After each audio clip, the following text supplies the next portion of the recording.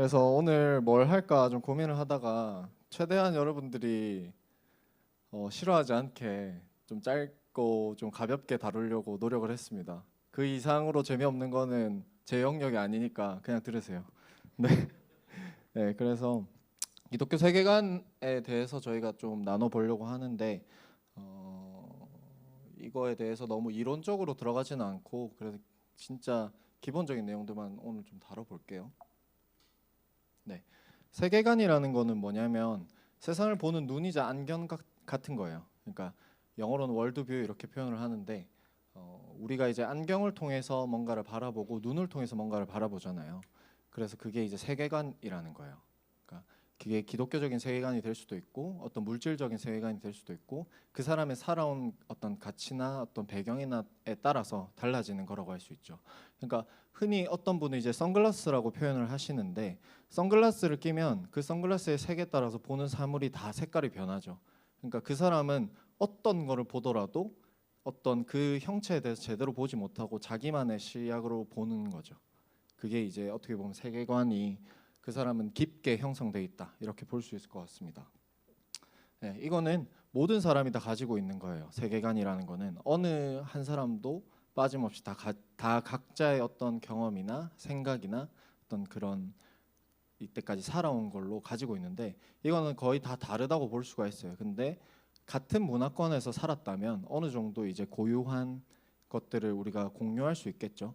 뭐 이렇게 교회에 다니는 사람들은 주일에는 예배 드리는 걸로 그 세계관이 형성이 돼 있다라고 볼 수 있는데 이제 교회 안 다니는 사람들은 주일에는 뭐 쉬는 날, 노는 날 이렇게 이제 여기는 거죠. 거기서 이제 세계관의 차이가 거기서부터 생기는 거예요. 네, 그러니까 같은 거를 보더라도 우리는 다르게 말하는 거예요. 어떠한 일에 대해서 아니면 어떠한 대상에 대해서 사물에 대해서 그게 세계관이라는 겁니다. 네, 세계관을 구성하는 가장 강력한 장치는 전제입니다. 전제. 이 전제가 뭐냐면 그 사람이 가지고 있는 어떤 기본 자기만의 명제라고 보시면 돼요. 뭐는 뭐다, 뭐는 뭐다 이렇게 생각하는 거. 그거에 대해서 우리는 어떤 식으로 볼 수 있냐면 이렇게 볼 수 있겠죠.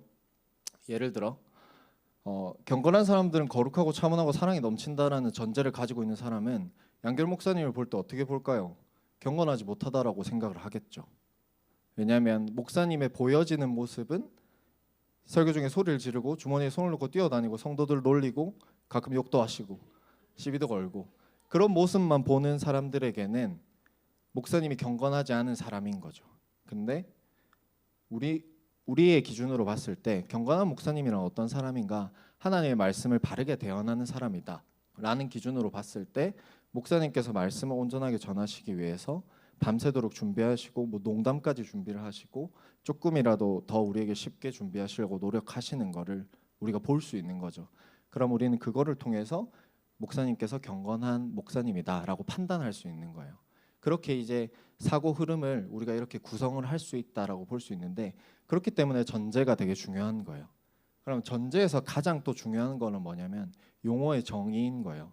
아까 말했듯이 경건함에 대한 정의가 다르기 때문에 그 모든 이어지는 결과물들이 다 달라지는 거예요. 그럼 예를 들어서 뭐 자본주의에 대한 정의를 누군가는 어떤 그냥 엘리트들을 위한 뭐 착시 뭐라 그래 착취 구조라고 생각할 수도 있고 누군가는 어떤 기회의 사다리나 아니면 그 하나님의 이 경제관을 가장 뭐 잘 나타낼 수 있는 구조다. 그거에 따라서 각자 다 보는 게 엄청 달라지겠죠. 비단 뭐 그것뿐만 아니라 모든 정의에 있어서 그래서 사실 이야기를 하기 전에 그 사람이 이야기하는 정의랑 내가 이야기하는 정의가 다를 수 있어요. 저 사람은 사랑을 이야기하고 나도 사랑을 이야기하는데 저 사람은 하나님 사랑을 이야기하고 나는 이웃 사랑을 이야기할 수 있는 거죠. 그러면 서로 계속 다른 이야기를 하는 거예요. 사랑에 대해서 이야기하지만. 그래서 이야기를 깊게 들어가기 전에 정의에 대해서 먼저 이렇게 공유가 되면 이야기가 한층 수월하겠죠. 뭐 공동체에 대해서도 그렇고 교회에 대해서도 그렇고 그거는 모든 용어에 써서 정의를 맞출 필요가 있다. 그래서 전제에서 가장 중요한 건 정의다. 그래서 우리가 뭐 어떤 영역에 있어서 쉽게 이렇게 팔랑귀처럼 넘어가고 흔들리고 하는 사람들이 또 쉽게 선동당한 이유는 뭐냐? 전제가 불분명하기 때문에요. 기존에 자기가 전제를 분명하게 세팅해 놓지 않았기 때문에 그냥 이 사람 말도 맞네, 저 사람 말도 맞네, 저 사람이 유명하니까 맞는 말을 했겠지. 뭐 이런 식으로 계속해서 왔다 갔다 하는 거죠. 네, 그래서 빠르게 넘어가고 있습니다 지금. 여러분들 표정이 되게 안 좋았어. 네, 세간에 필요한 이유가 뭐냐면 고린도후서 10장 5절 현대인의 성경 버전인데요. 한번 읽어보면 이 무기로 우리는 여러 가지 헛된 이론과 하나님에 대한 지식을 대항하는 온갖 교만한 사상을 무너뜨리고 사람들의 마음이 그리스도에게 복종하도록 하고 있습니다. 라는 건데 교회에 다니는 사람이라고 해서 기독교 세계관이 반드시 탑재되어 있는 건 아니에요. 왜냐하면 일주일에 뭐 우리 교회야 일주일에 2, 3일 교회 오고 막 3, 4일 교회 오는 친구들 많지만 일주일에 한 번 교회 오는 사람보다 하루는 교회에서 살지만 나머지 6일은 세상에서 살아가거든요. 그리고 세상에서 배우는 가치관들, 공부들, 친구들의 말들 이런 것들을 흡수하게 되는 거예요. 그러면 나도 모르게 세상적인 가치관들이 내 안에 자리 잡고 있다라는 거예요. 그러니까 말씀에 기초한 세계관은 우리가 의도적으로 세팅하지 않으면 그게 구성되기 어렵다라는 거고 그러면 여러 가지 헛된 이론들이나 온갖 교만한 사상들이 우리 안에 자리 잡고 있을 수 있다라는 거예요. 그래서 우리에게는 세계관을 구성하는 것들, 세계관에 대해서 공부하는 것들이 필요한 거고 목사님께서 맨날 말하잖아요. 성경을 많이 읽어야 성경적인 가치가 자리 잡고 그게 사고가 되고 사상이 된다. 그게 결국 성경적 세계관이거든요. 그래서 그게 하려면 의도적인 노력이 필요하다라는 거예요. 그래서 뭐가 그러면 교만한 사상이고 뭐가 헛된 이론인지 분별할 수 있어야 된다라는 거죠. 적어도. 네. 그래서 요거를 보면 이게 이제 요새 이제 인기 있는 드라마들 컨텐츠들에 나오는 반기독교적인 코드들입니다. 뭐 수리남, 그다음에 저 더글로리, 지금 DP 시즌 2, 저기는 오징어 게임.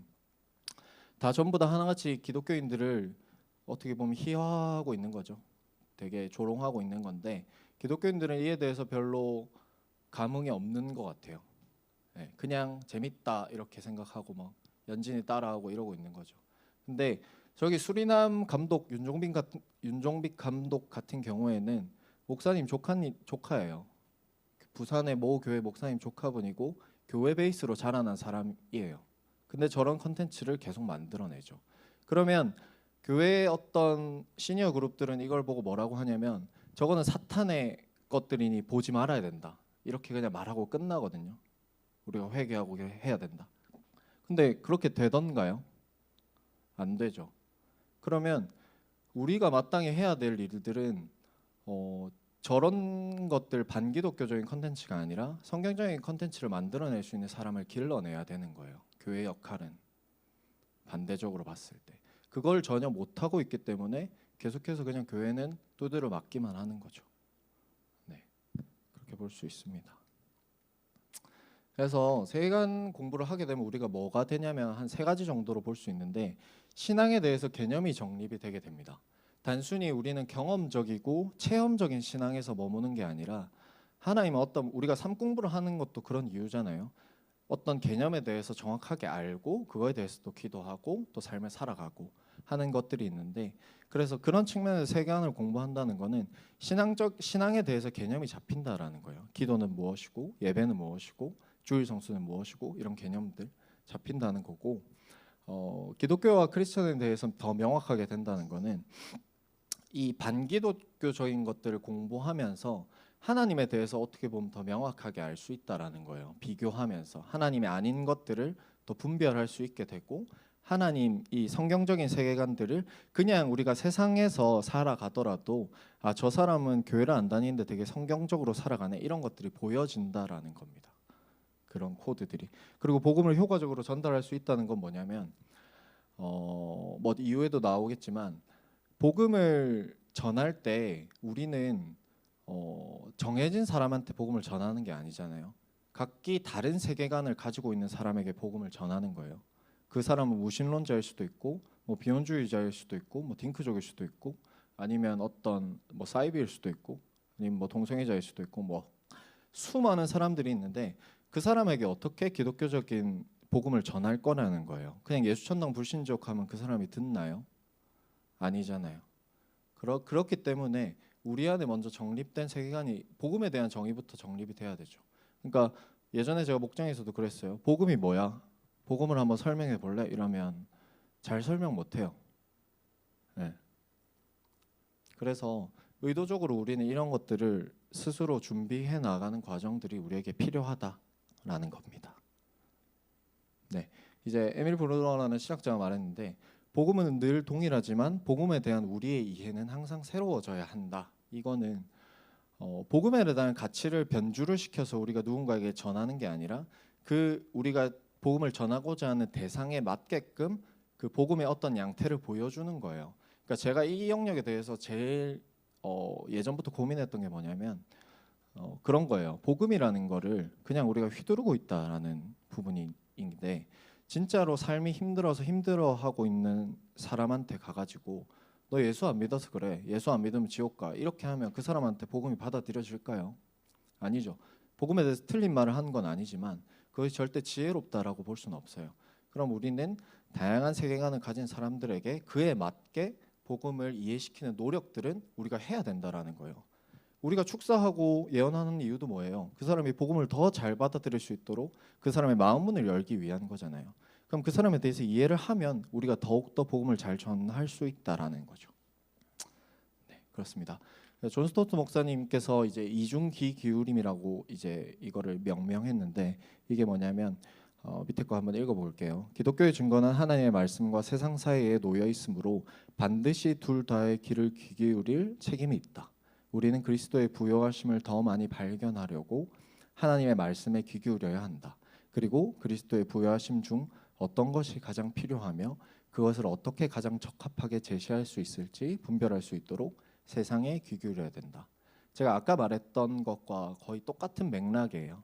그러니까 우리가 전하는 복음에 대해서도 잘 알아야 되고 우리가 복음을 전할 대상에 대해서도 잘 알아야 된다라는 거예요.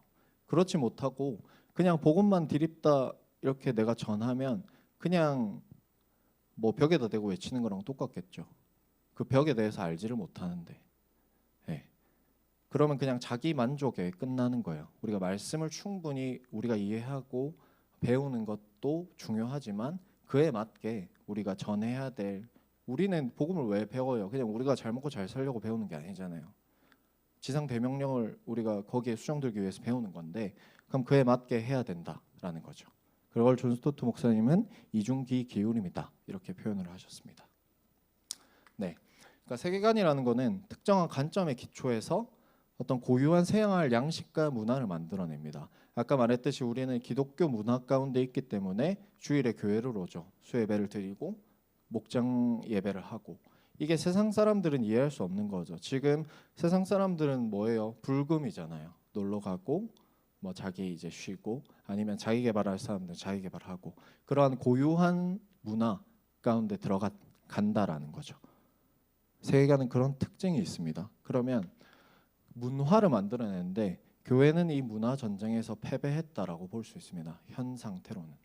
왜냐하면 이 세계관 공부를 제대로 가르치지 못했기 때문에 1907년에 평양 대부흥이 있었고 2007년도에 평양 대부흥 100주년 기념으로 온 나라에서 부흥 예배를 드렸습니다. 집회를 드리고 100주년. 그때 저도 어렸을 때지만 기억이 나요. 어게인 1907 막 여기저기서 매해 2008년부터 언론사에서 공식적으로 등장한 단어가 개독이라는 표현입니다. 우리는 그냥 교회 안에만 갇혀 있었던 거예요. 예전에는 목사님에 대한 존경이 있었어요. 그리고 교회에 대한 누가 교회 다닌다 그러면 아 그래 교회 다니는 사람 착한 사람 이러한 게 있었단 말이죠. 그게 교회가 문화적인 역할을 감당했기 때문이에요. 그 지역 사회 가운데. 근데 지금은 그런 역할을 감당하지 못하기 때문에 그냥 컨텐츠에서 맨날 조롱만 당하는 신세가 돼버렸다라는 거예요. 교회 다니면 오히려 이상한 사람으로 취급하고 사이비 아니야? 뭐 이런 식으로 취급을 당하는. 그래서 우리는 문화 전쟁에서 완벽하게 패배를 했다라는 거예요. 이거를 등한시했기 때문에. 네, 그럼 문화 전쟁 다음은 뭐냐? 정치적인 전쟁인 거죠. 입법, 사법. 우리가 맨날 하는 게 뭐예요? 차별금지법, 학생인권 조례, 또 뭐 있어요? 뭐 동성결혼법 이런 거 맨날 하잖아요. 근데 교회 다니는 사람들 사실 몇몇 진짜 극소수의 사람들이 그거 진짜 열심히 하지 나머지 교회 다니는 사람들 관심 없어요.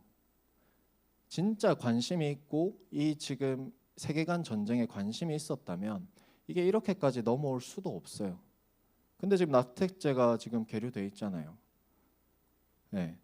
그러니까 다 이거는 어떻게 보면 우리의 죄라고 볼 수 있는 거죠. 그래서 이 생각을 못 하는 거죠. 정치는 우리의 삶과 가장 밀접하게 닿아 있다라는 것들. 뭐 교사, 간호사, 간호법, 지금 지금 학생인권 조례 가장 밀접하게 삶과 맞닿아 있는 거예요. 여러분들의 삶에 최저임금도 여러분의 일자리를 계속해서 없애고 있죠. 최저임금이 오르면 일자리가 많아지지 않아요. 없어져요. 1인 사장들의 비율이 훨씬 더 높아지죠. 그러면 이제 알바를 하고 싶은 친구들이 알바를 못 하게 되는 상황이 되는 거죠. 그런 것들은 우리가 생각하지 못하고 정치, 법, 사회 이런 거는 그냥 고리타분한 거로 여기고 그냥 등한시했던 결과를 우리는 그대로 지금 받아들이고 있는 겁니다. 네. 그러니까 성도는 우리가 수도사처럼 돌을 닦는 사람이 아니잖아요. 단순히 그냥 교회 가운데서 예배하고 기도하는 거 중요하죠. 근데 나머지는 삶을 살아야 되는데 그럼 그 삶을 어떻게 살 거냐? 선한 영향력을 끼치고 세상 속에서 빛과 소금으로 살아야 되는데 교회 안에서만 빛과 소금으로 사니까 지금 이렇게 되는 거예요. 일주일에 한두 번 오는 교회에서는 어떤 홀리한 사람으로 살다가 바깥에서는 자기가 살고 싶은 대로 살아가는 삶을 사니까 일이 이렇게 된 겁니다. 네, 저는 그렇다고 봐요. 네, 그러면 이렇게 이제 생각할 수 있죠. 어차피 주님 오실 날 이제 마지막 때 다 왔고 적그리스도 세워지면 교회 다니는 사람 다 핍박당하고 죽임 당하고 한다 하지 않았냐? 그러한 뭐 동성애라든지 뭐 차별금지법이라든지 이런 거 통과되는 건 당연한 흐름 아니냐? 그 큰 흐름을 어떻게 보면 구속사의 흐름을 너네가 어떻게 막을 건데 그런 허무주의나 염세주의적인 성향으로 빠질 수 있는데 그게 아니라는 거예요. 그게 구속사에서 하나님께서 우리에게 마땅히 시키신 일들이 있고 각자에게 부르신 사명과 그거를 하나님 나라가 오기까지의 자기만의 그 역할들이 있는데 그거는 무시한 채 주님 오시면 자기는 천국 갈 줄 아는 거죠. 실제로는 자기가 천국 갈지 안 갈지도 모르는데. 네. 그러니까 그 구속사의 기초에서 나는 이 구속사 가운데 무슨 역할을 감당해야 되는지에 대한 고민과 행동이 필요한 거예요. 그러면 지금 저런 아까 말했던 입법 전쟁에서 애쓰시는 분들이 이게 언젠가 통과될 걸 알아요. 그렇지만 하나님께서 그걸 나에게 맡기신 줄 알아서 그거를 길을 쓰고 막아내고 있는 거죠. 그리고 그것들을 지금 해내고 있는 거고. 근데 모든 교회가 모든 성도들이 그 일을 한다면 역전할 수도 있겠죠. 그걸 위해서 기도하는 거고. 그러니까 각자의 성도가 각자의 사명을 감당했을 때에 하나님의 역전하시는 하나님 우리가 경험할 수 있는 건데 지금 그렇지 못하고 혹자는 그냥 관심이 없거나 혹자는 저런 허무주의나 염세주의에 빠져가지고 있으니 지금 제대로 되지 않는 거다라고 볼 수 있습니다. 그래서 우리한테 구속사에 기초한 성경적인 세계관이 필요하다라는 말씀 드리고 싶습니다. 네, 요거는 어떤 사례들을 바탕으로 좀 설명을 드리려고 해요. 그래서 너무 딱딱한 이야기들만 하니까 아까 말했듯이 전제가 불분명하기 때문에 쉽게 선동이 된다라고 했는데 지금 우리가 선동당하고 있는 어떤 몇몇 사례들을 조금 라이트하게 가져와 봤습니다. 네, 환경종말주의 대표적으로 지금 여러분이 다 플라스틱 빨대를 못 쓰고 잘 불편한 종이 빨대를 쓰고 있잖아요. 저기는 플라스틱 빨대네. 네, 현재 기후 변화의 특징은 뭐냐면 인간으로부터 비롯되었다라는 거예요. 기후 변화가. 그래서 그 인간들 때문에 우리는 지구는 종말을 맞게 될 거다라는 거예요. 그래서 핵심이 바로 인간이에요. 기후 변화의 핵심은 이게 뭐냐면 왼쪽은 그런 거 많이 봤죠. 막 북극곰이 빙하가 녹아가지고 막 살 데 없어가지고 막 죽어간다 이런 캐치프레이즈 예전에 많이 봤을 거예요. 근데 아래 그래프를 보시면 실제로 북극곰의 개체는 늘어나고 있습니다. 네, 저게 팩트예요. 그리고 오른쪽에는 남극의 빙하인데 저 파란색이 새롭게 얼고 있는 얼은 빙붕인 거고 빨간색이 없어진 거예요. 빙하가 계속 늘고 있죠. 왜냐하면 우리는 내셔널 지오그래피 이런 데 보면 맨날 빙하 부서지는 영상들만 봤잖아요.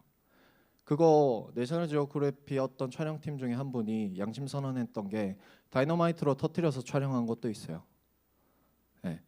그러니까 그렇게 어떻게 보면 실체를 우리가 모르고 있는 거죠. 여긴 뭐냐면 존 캐리라는 사람은 지금 미국의 기후 특사입니다. 2014년도에 인도네시아에서 하는 말인데 저거를 오바마 대통령도 저 말을 했어요. 97%의 과학자들이 인간으로 비롯된 기후 변화, 지구 온난화에 동의했다라면서 저 때부터 이제 본격적으로 막 흐름이 시작됐거든요. 자, 그러면 이 97%라는 수치에 대해서 한번 봅시다.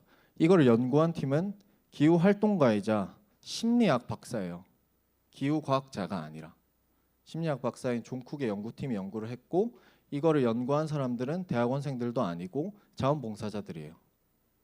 그리고 이걸 어떤 식으로 했냐면 논문을 다 읽은 것도 아니고 논문 요약본 1, 2페이지로 요약된 요약본을 읽었어요.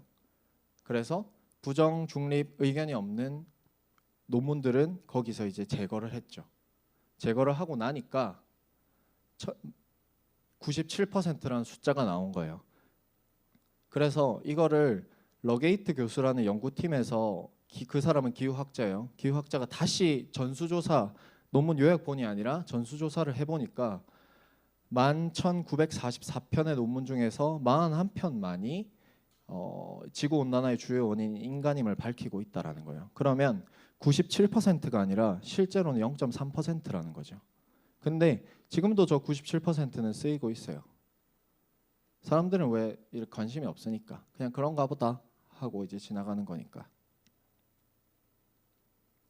네, 그래서 이 파트는 사실 이 파트만 한 뭐 두세 시간 말할 수 있는데 여기서 이제 쉽게 그냥 예시만 보고 정리해 보자면 핵심은 그거예요. 인간이라는 것, 인간 때문에 생겨났다는 거예요. 그러니까 아까 그 연구에서도 인간으로부터 비롯된 그 이산화탄소의 증가 때문에 기후 변화가 일어난다라는 거거든요. 핵심은.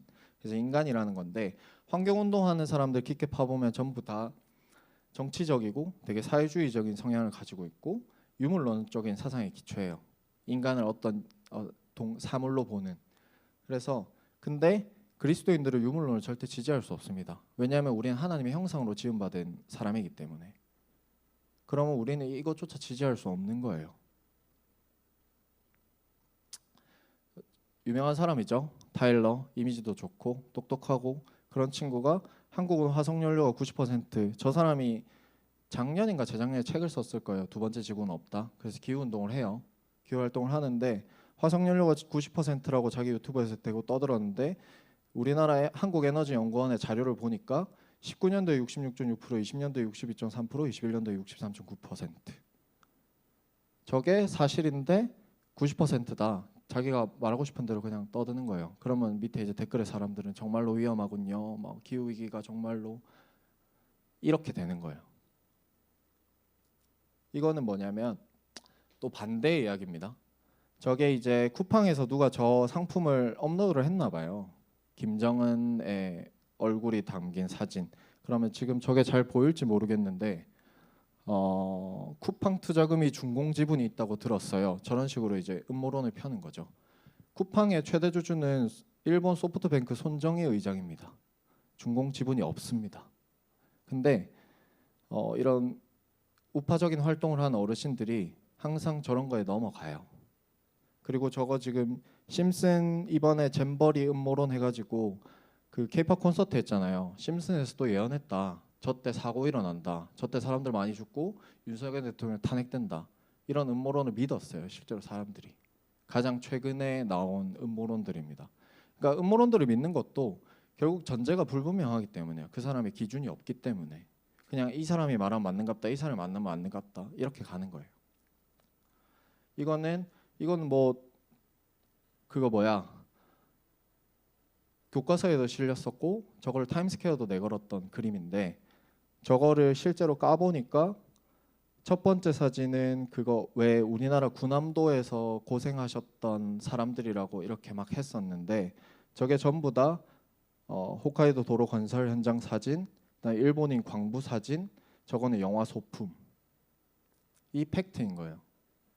근데 저걸 아는 사람이 지금도 별로 없죠. 저거를 뭐 서경덕 교수가 잘못했다라고 정정하긴 했는데 그냥 이렇게 가는 거예요. 왜냐하면 하나의 거짓말을 이렇게 뒤집기 위해서는 더 많은 사실들이 필요하니까. 네, 이런 것들이 있고 사실 이거는 뭐 이제는 더 설명을 할 필요가 없을 것 같아서 거의 안 달았어요. 네, 그래서 차별금지법에 대한 건데 이번에 주디스 버틀러가 이제 한동훈 장관이 그 동성혼 배우자 저 그 생활 동반자법 제정에는 국민적 합의가 필요하다 하니까 저 사람에 대해서 지금 비난을 했거든요. 한동훈 장관에 대해서. 주디스 버틀러는 젠더 이론을 만든 사람이에요. 그래서 젠더 이데올로기에서 가장 상징적인 인물이고 지금 한국에 들어오려고 해가지고 그걸 막으려고 하는 그러한 상황에 있습니다. 주디스 버틀러가 이제 예전에는 여성 운동, 남성 운동 이렇게 했는데 젠더라는 거를 만들면서 성의 구분조차 망가뜨린 사람이에요. 그러니까 시대적으로 봤을 때는 엄청 중요한 인물이죠. 그래서 그 사람이 했던 말들 이거는 뭐 넘어가겠습니다. 네, 그래서 우리가 기독교 세계관에 대해서 배울 필요가 있다라는 겁니다. 네, 기준이 필요하기 때문에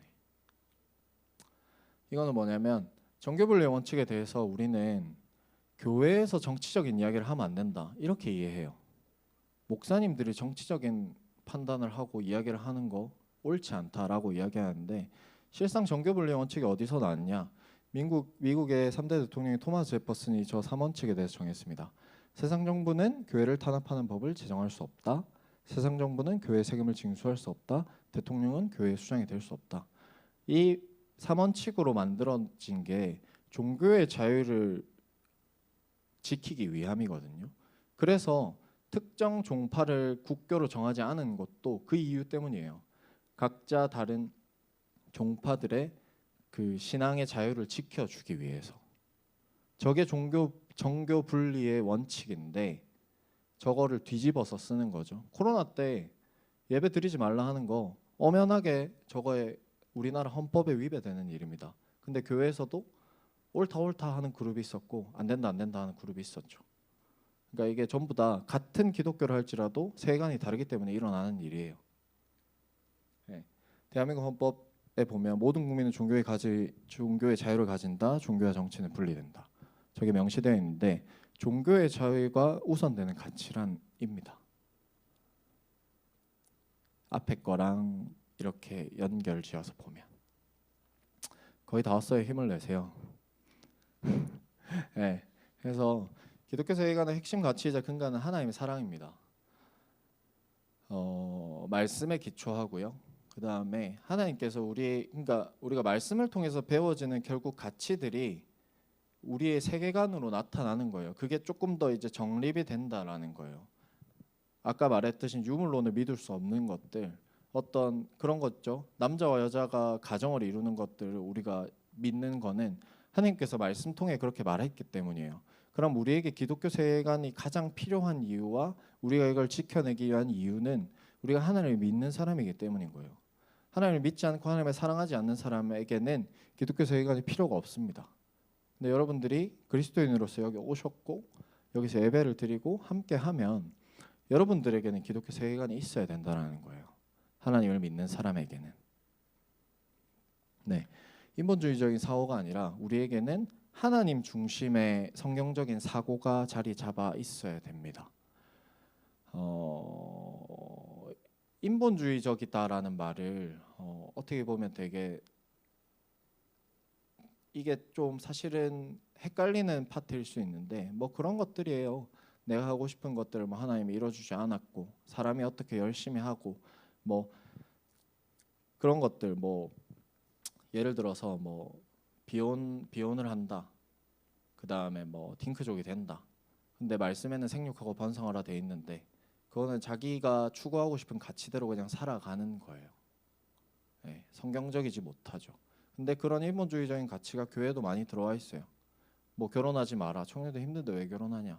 우리 교회는 그런 분위기가 없는데 조금만 밖에 나가면 뭐 20대 후반 초반 아이들이 결혼하고 싶다 이야기하면 옆에서 이제 30대 언니들이 놀래가지고 막 애를 말리죠.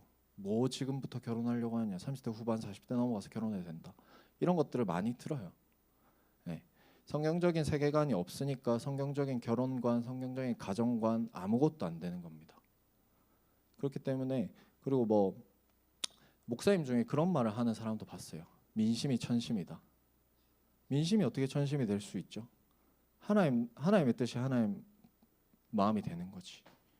그러니까 이게 우리도 알게 모르게 저도 마찬가지로 각자의 영역 가운데 그 인본주의적인 사고, 자기가 절대 포기하지 못하는 그 사고가 있을 수도 있어요. 누군가는 돈이 될 수 있고, 누군가는 이성이 될 수도 있고, 뭐 누군가는 어떤 직장이나 가정의 문제나 여러 영역들이 있을 텐데 거기서 내가 말씀에서 벗어나 있는 게 뭔지 한번 비춰 보세요. 그래서 내 안에서 어떤 인본주의적인 요소들을 계속해서 빼고 하나님 중심으로 성경적인 세계관으로 성경적인 사고로 만드는 것들이 필요하다라는 겁니다. 네, 이거는 이제 그래서 이렇게 되면 기독교 보수주의의 이론에 대해서 우리가 배워야 되는데 이게 마지막 슬라이드예요. 더 준비하지 않았어요. 네, 그래서 핵심만 보자면 자유, 신앙, 가정입니다. 아까도 말했죠. 종교의 자유가 필요하고 그리고 하나님께서도 우리에게 자유 의지를 주셨기 때문에 기독교 세계관에서 자유가 가장 중요한 가치 중에 하나입니다. 그 자유를 바탕으로 우리는 신앙을 선택을 하는 거고 뭐 하나님께서 그렇게 인도하시지만 결과론적으로 신앙의 자유를 우리가 지켜야 되는 거고 성경적인 세계관은 성경적인 가정관으로 나타내야 되는 거예요. 그래서 저 여러 가지 또 핵심 내용들이 있겠지만 자유와 신앙과 가정이 핵심 축이라고 볼 수 있습니다. 그러면 저거를 흔드는 사람이 성경적인 세계관이 아닌 사람이겠죠. 그 사람이 뭐 목사든 교회 뭐 중직이든 많이 배운 사람이든 그런 거랑 상관없이 저 기준 가치가 바로 세워져 있지 않은 사람이 하나님의 나라를 흔드는 사람이라고 우리가 볼 수 있을 것 같습니다. 쉽게 판단해서. 그래서 이거는 어떤 정당의 뭐 우파 좌파 이런 내용이 아니에요. 기독교 보수주의는 또 다른 갈래예요. 그리고 지금 차별금지법을 가장 일선에서 맡고 있는 사람은 더불어민주당 김혜재 의원입니다. 그분이 가장 열심히 맡고 있어요. 그래서 원래 그것도 입법하기로 이번 회기 동안 입법하기로 했었는데 그분이 이거 입법하면 교회에서 가만히 있을 것 같냐? 절대 안 된다. 그분 교회 장로님이거든요. 그래서 지금 막아내가지고 이번 회기 동안은 입법하지 않겠다라는 그거 확언을 받았어요. 다시. 근데 뭐 정의당 이런 애들이 또 하긴 하겠지만 어쨌든 그러한 역할을 본인의 선자리에서 뭐 다른 것들은 차치하고라도 그분이 어떤 사상을 가지고 있고 그런 걸 모르겠지만 적어도 이 가정의 영역을 지키기 위해서 애를 쓰고 있다라는 거는 인정할 수 있는 부분이겠죠. 그래서 우리가 뭐 여러 가지 세상을 바라볼 때 여러분이 친구들과 이야기를 할 때 그리고 정치인들 특히 정치인들을 바라볼 때 자유와 신앙과 가정의 영역이 바로 서 있는지 저 기준으로 보면 보인다는 겁니다. 다른 것들이. 네. 그래서 슬라이드는 이렇게 마무리했고요. 너무 빨리 끝냈나? 네. 그래서 지금 제가 요새 기독교 세계관 교육에 애를 쓰고 있습니다. 그래서 자유시민교육 여러분한테도 맨날 채원이가 자유억압교육이라고 저를 비난하지만 자유시민교육을 여러분들이 꼭 들었으면 좋겠다 하는 게 그런 이유예요. 그게 제가 말했던 파트별로 한 주씩 아마 다루게 될 거예요. 한 주씩 어떤 시장경제에 대해서도 다룰 거고 환경주의에 대해서도 다룰 거고 페미니즘에 대해서도 다룰 거고 여러 그 대한민국 건국사에 대해서도 다루겠죠. 우리에게 이승만 대통령은 언제나 악마화되어 있고 그렇게 배워왔으니까. 그럼 그 꺼풀들을 벗겨내는 작업들이 필요한 거죠. 기도를 통해 선교사님들이 그 이승만 대통령을 미국에 공부하게 보냈고 그 사람이 결국 대통령이 되었고 근데 현재 사회에서는 또 그렇지 못하고 그러니까 네 여러분들이 이거에 대해서 조금 더 깊게 받아들였으면 좋겠습니다.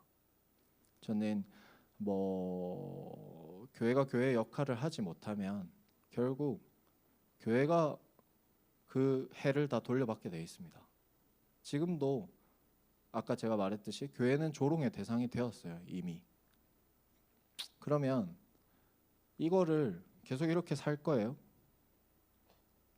아니잖아요. 그러면 우리는 이것들을 어떠한 형태로든 변화를 시켜야 된다라는 거예요. 하나님께서 각 사람에게 달란트를 주셨는데 그 달란트를 하나님께 돌려드릴 준비를 해야지, 그걸 땅에 묻고 그냥 모른 척하고 나는 지금 행복하니까 내가 잘 먹고 잘 사는 게 중요해, 하나님은 내게 복을 주시는 분이야, 그거는 그냥 물 떠다가 비는 게 더 낫습니다. 저는 그렇게 생각합니다. 그런 어떤 우상적인 것들을 버리고 우리가 하나님을 정확히 바라보고 그거에 맞게 살아갔으면 좋겠다라는 말씀을 드리고, 네, 그랬으면 좋겠습니다. 그래서 예배팀 나와주세요. 네, 그래서 좀 기도를 했으면 좋겠습니다. 저는 뭐 지금 이렇게 말해도 뭐 별로 관심 없는 분이 있을 줄 알아요. 그냥 뭘 또 살기 바쁜데 뭘 또 공부까지 하냐, 굳이 교회 다니기도 바쁘고 일하기도 바쁘고 뭐 하기도 바쁜데 내가 무슨 공부를 하냐, 이렇게 생각할 수도 있는데 그 마음마저 조금 하나님께 올려드렸으면 좋겠습니다. 그래서 제가 아까 말했듯이 세계관의 핵심 가치는 하나님 사랑이라는 거예요. 그러니까 선교도 그렇잖아요. 우리가 선교를 하기 위해 선교를 하는 게 아니라 우리가 하나님을 사랑하기 때문에 그거를 지상 대명령에 수종들기, 그럼 구속사에 수종들기 위해서 우리가 헌신하는 거잖아요. 그러면 모든 것들이 다 그런 거예요. 하나님을 사랑하기 때문에 내가 이것들을 하겠습니다 하는 어떤 자기 부인적인 선택이 필요한 거예요. 그래서 지금 기도하실 때에 하나님, 내 안에 그릇된 것들이 있었다면 지금 돌이키게 하시고, 그 다음에 내 안에 이 말씀과 하나님으로 말미암는 이 세계관들이 올바르게 형성될 수 있도록 주님 내게 은혜를 더하여 달라고 시간에 기도함으로 나아갔으면 좋겠습니다. 기도하시겠습니다.